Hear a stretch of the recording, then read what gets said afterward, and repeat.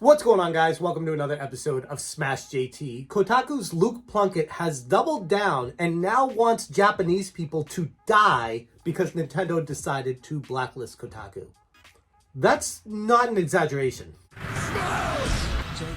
If you're new to the channel, hit that subscribe button and bell for notifications so you do not miss an upload. Currently, I have an article up on SmashJt.com that I will link in the description of this video going into more details regarding Luke Plunkett's tweet that was deleted. This is egregious, disgusting, horrific, and it's something that Kotaku clearly supports by continuing to employ this person. Now, I don't want to say I'm calling for his job, by the way.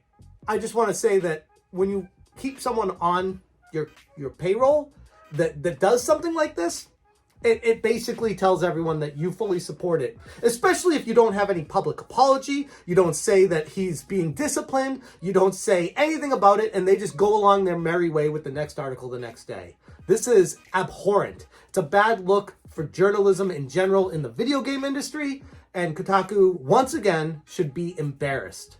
This tweet that I'm showing on the screen right now was tweeted briefly yesterday in regards to Nintendo blacklisting Kotaku.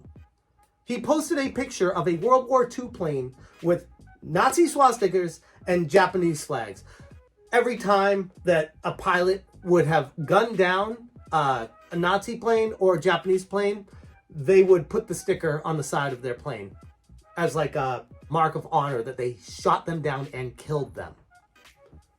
For the record, this is how I feel about publisher blacklists. Which he quickly deleted after posting it.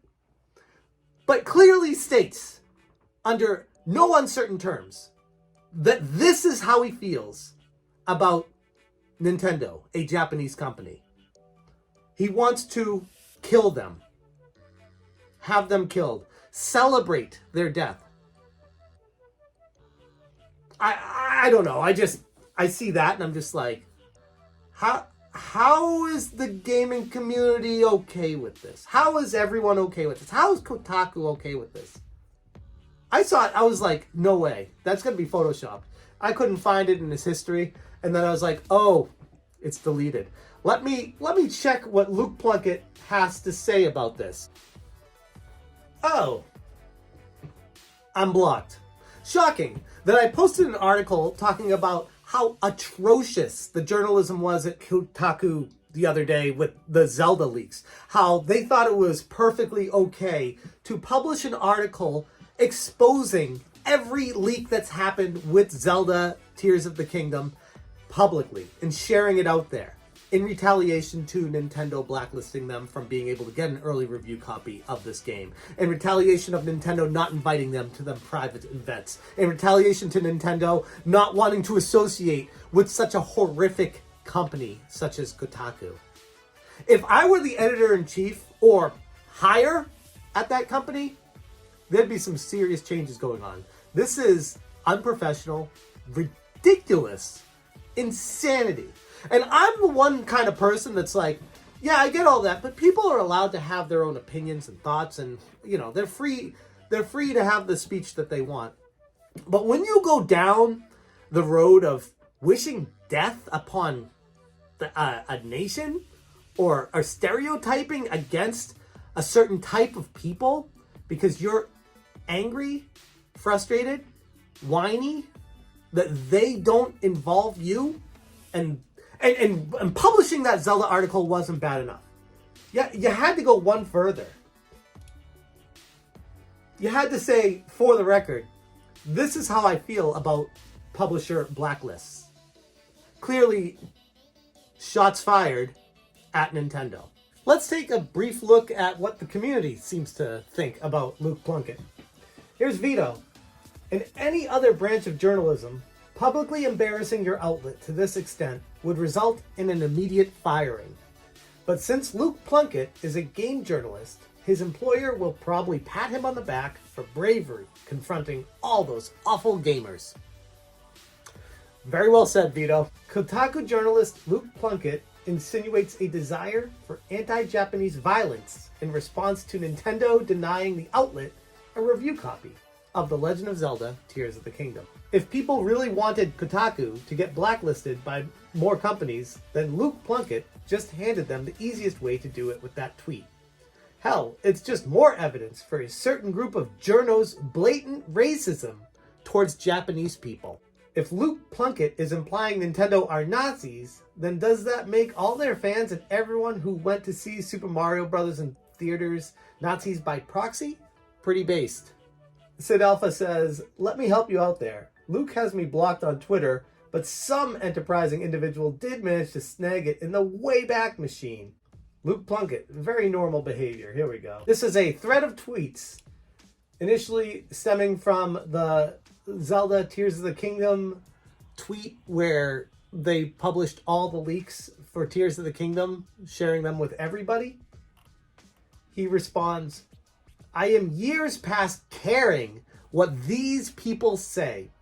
I am simply aghast at the financial fervor with which it's thrown in 2023.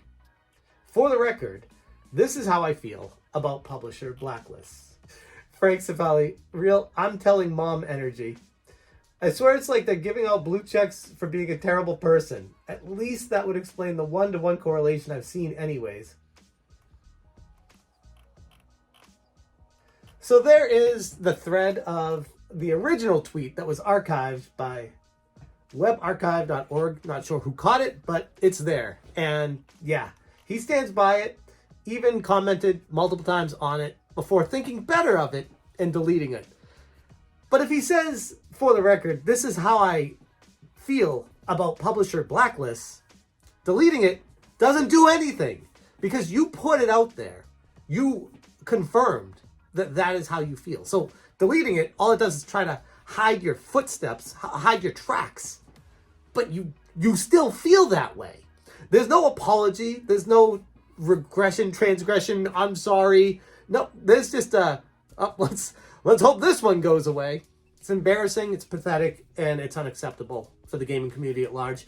Kotaku should not be representing gamers in general. This perpetuates the stereotype of why gamers are such assholes, why gamers don't get along with the rest of society, why gamers don't fit in.